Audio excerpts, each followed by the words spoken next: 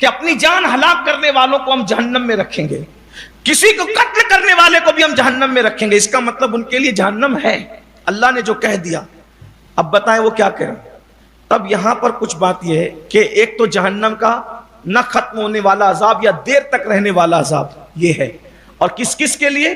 حضور علیہ السلام کے ظاہری دور میں پیدا ہونے والے شخص کو بھی آقا نے خودکشی کی بنیاد پہ فرمایا وہ بھی جہنمی ہے.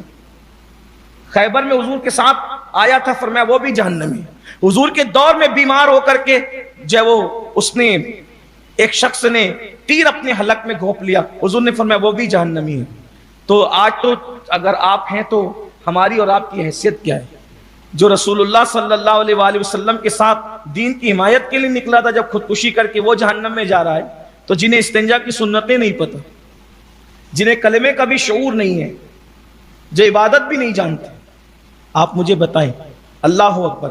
ہاں لیکن یہ بات ضرور ہے کہ اس سے کوئی یہ مت سمجھنا کہ معاذ اللہ کے صحابی جہنمی, استغفر اللہ, ہرگز نہیں. اس کو آپ کو ذہن میں رکھنا چاہیے.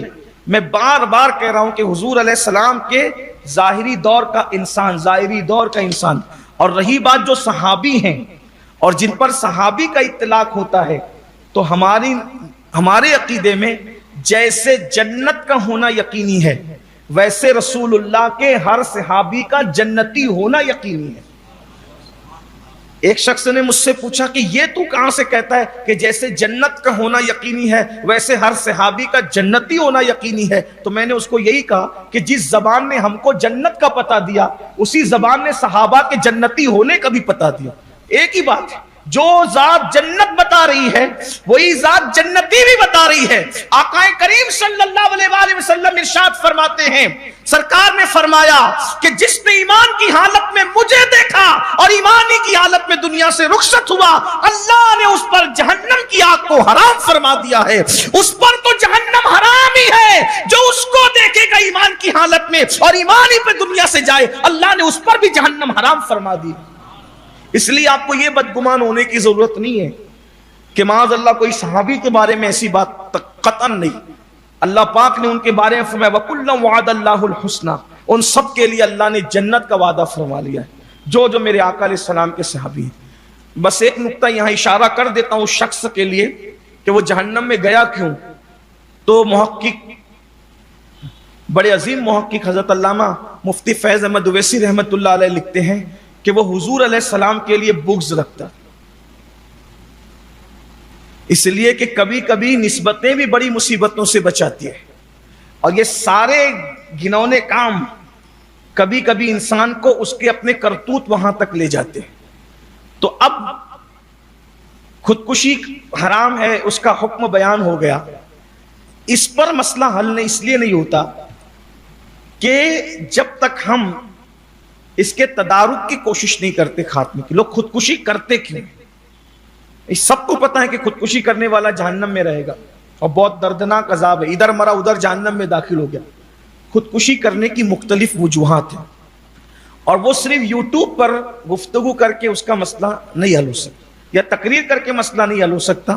ہمیں میدان عمل میں آنا پڑے گا. میں اس پر کچھ خودکشی پیش کر دی, پہلے اب مسائل پیش کرتا ہوں, پھر آخری میں اگر وقت رہا تو اس کا حل پیش کروں. خودکشی کی وجوہات. خودکشی میں زیادہ تر لوگ وہ خودکشی کرتے ہیں جو محققین کی تحقیق سامنے آئی ہے, جو ڈپریشن کا شکار ہوتے ہیں, ذہنی دباؤ.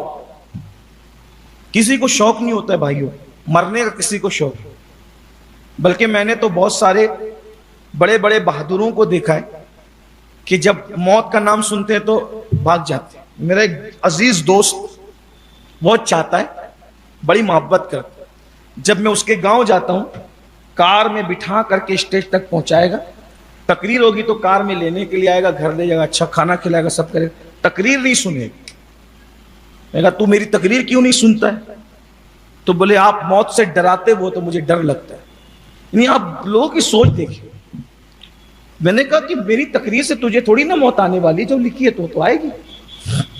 یہ حال ہے. دیندار, وہ نمازی ہے, چہرے پہ داڑھی, ماشاءاللہ بڑا نیک آدمی, دین کے نام پہ بہت خرچ کرتا ہے, لیکن ڈر ہے. اور سبھی کو ہے، کسی کو کم کسی کو زیادہ، الا ماشاءاللہ، نہیں مرنا نہیں چاہتا۔ انسان کتنے ذہنی دباؤ کا اور ڈپریشن کا شکار ہوتا ہوگا، تب جا کر کے وہ یہ فیصلہ کرتا ہے۔ جو یہ فیصلہ کرتے ہیں میں ان کی تائید نہیں کر رہا ہوں۔ پہلا مسئلہ ہے ڈپریشن، ذہنی دباؤ، اور ذہنی دباؤ کی بھی مختلف وجوہات ہیں۔ ذہنی دباؤ کی، ڈپریشن کی بھی مختلف وجوہات ہیں۔ نمبر 1، گھریلو ماحول۔ گھر کے اندر ماحول ایسا بنتا ہے، جیسے ابھی SSC HSC کے نتائج سامنے آنے والے ہیں یا آ چکے ہیں، شاید آنے والے ہیں، آ چکے ہیں، آنے والے ہاں۔ تو SSC اور HSC کے نتائج یا اور بھی ایگزام کے نتائج جب سامنے آئیں گے، یہ بھی آپ کو بتا دوں کہ پچھلے چند سالوں میں جتنی خودکشی طلبہ اور طالبات نے کی ہے اتنی عام پبلک نے نہیں کی، یہ بھی ایک مسئلہ ہے۔ تو جب رزلٹ آنے والا ہوتا ہے تو چچا کہہ رہا ہے تیرا رزلٹ اچھا آنا چاہیے ورنہ تجھے دیکھتا ہوں، ابا کہہ رہا ہے تیرا رزلٹ نہیں اچھا آیا تو پھر تجھے دیکھنا میں کیا کرتا ہوں، ادھر سے اماں کہہ رہی ہے اتنا پیسہ تیرے پیچھے خرچہ کیا، رزلٹ اچھا نہیں آیا تو دیکھنا تیرا کیا حال ہوگا۔ پورے گھر کے اندر ایک تناؤ ہے۔ ایک بچہ یا بچی سوچتے ہیں کہ میں ناکام ہو گیا تو کتنی ذلت ہے، کتنی رسوائی ہے، کتنی تباہی ہے، کتنی بربادی ہے، تو بچے ذہنی تناؤ کا شکار ہوتے ہیں۔ میں سرپرستوں کو مشورہ دیتا ہوں، ناکام بچے کا باپ بننا بہت بہتر ہے۔ اگر آپ کا بچہ خودکشی کرتا ہے تو خودکش بچے کے باپ کہلانے سے بہتر ہے کہ آپ ناکام بچے کا باپ کہلاؤ۔ اور جو بچے ہیں ان سے میری گزارش ہے کہ گرتے ہیں شہسوار ہی میدان جنگ میں، جو لوگ دوڑتے ہیں نا گرنے کا خوف انہی کو ہوتا ہے، جو چوڑیاں پہن کے بیٹھے ہوئے انہوں نے کب گرنا ہے، جو زمین سے چمٹے ہوئے انہوں نے کب گرنا ہے۔ گرنے کا خوف ہمیشہ بھاگنے والے کو رہتا ہے، دوڑنے والے کو رہتا ہے، چلنے والے کو رہتا ہے۔ تو اس لیے میں اپنی قوم کے جوانوں سے کہتا ہوں، اگر کبھی ناکامی ہو، کسی بھی معاملے میں ناکامی ہو، آپ کو کبھی ڈپریشن میں جانے کی ضرورت نہیں، خوف کرنے کی ضرورت نہیں، اس لیے کہ ہر ناکامی کے پیچھے ایک کامیابی چھپی رہتی ہے، ہر رات کے پیچھے ایک صبح چھپی رہتی ہے، ہر اندھیرے کے پیچھے ایک اجالا چھپا رہتا ہے، ہر تاریکی کے پیچھے ایک روشنی چھپی رہتی ہے۔ اس لیے اگر ایگزام میں کہیں بھی کسی چیز میں ناکامی ہو، آپ کو ڈپریشن کا شکار ہونے کی ضرورت نہیں ہے۔ اور گھر والوں سے کہتا ہوں، اپنے بچوں پہ ظلم مت کرو، اس کی ڈگری سے زیادہ اس کی جان قیمتی ہے، زندہ رہے گا تو بہت ڈگری حاصل کرے گا۔ بے شمار لوگ ہیں کئی مرتبہ ناکام ہوئے، اس کے بعد کامیاب ہوئے تو ان کا کوئی مقابل ہی نہیں ہوا۔ اس لیے اپنے بچوں کو دھمکاؤ مت، ڈراؤ مت، بلکہ اپنے بچوں کا حوصلہ بنو، بچوں کو حوصلہ دو۔ اور گھریلو ماحول کے متعلق جو ڈپریشن پیدا کرتا ہے، اس میں تناؤ، تنا تنی، نہ شوہر بیوی کو پیار دے رہا ہے، نہ بیوی شوہر سے سیدھے منہ بات کر رہی ہے، بچوں کو مارا جا رہا ہے، پیٹا جا رہا ہے، گالیاں دی جا رہی ہے، یہ سب کچھ ہو رہا ہے۔ یہ تناؤ آخری میں خودکشی کی شکل اختیار کرتا ہے۔ اس کے لیے میری گزارش ہے کہ اپنے گھر میں محبتوں کا ماحول پیدا کرو، رشتہ داروں میں، خاندان میں۔ دیکھیے، ہم جن کے ساتھ زندگی گزار رہے ہیں وہ انسان ہیں، اور جو انسان ہے اس سے غلطی ہونی ہے۔ کسی کہنے والے نے، اچھے شاعر نے کہا تھا، خطا بشر کے لیے ہے، بشر خطا کے لیے۔ آپ کا دوست انسان ہے، اس سے خطا ہوگی، لغزش ہوگی۔ آپ کی بیوی انسان ہے، آپ بیوی انسان ہی کر کے لائے نا، تو اس سے غلطی ہوگی، خطا ہوگی۔ اسی طریقے سے آپ کے بچے، انسان کے گھر میں انسان ہی پیدا ہوئے، فرشتے تو پیدا نہیں ہوئے، تو آپ کے بچے بھی غلطی کریں گے۔ ان کو ڈانٹا بھی جائے لیکن پیار بھی کیا جائے، ان کی تربیت بھی کی جائے، ان کو روکا بھی جائے، ٹوکا بھی جائے، گلے سے بھی لگایا جائے۔ یعنی کہ صرف ٹوکنا، صرف مارنا، صرف پیٹنا، صرف تیز نظر سے دیکھنا، یاد رکھنا یہ سب آخری میں جا کر نفرتیں، کینہ، اور وہ جو ہے وہ پھر خودکشی کی شکل اختیار کرتا ہے، گھر اجڑتے ہیں، گھر برباد ہوتے ہیں۔ تو میری گزارش یہ ہے کہ رشتے نبھانا سیکھیے، بیوی کا رشتہ، माँ बाप का रिश्ता, चचा ताया का रिश्ता, पड़ोसियों का रिश्ता। और याद रखिए, हम अगर रिश्ते निभाना नहीं सीखते, आप तहज्जुद गुजार बन जाएं, आप कसरत तिलावत करें, कुछ भी करें, आपको कुछ नहीं मिलना है। अल्लाह के रसूल सल्लल्लाहु अलैहि वसल्लम इरशाद फरमाते हैं, किसी की उम्र सिर्फ 3 साल बचती है।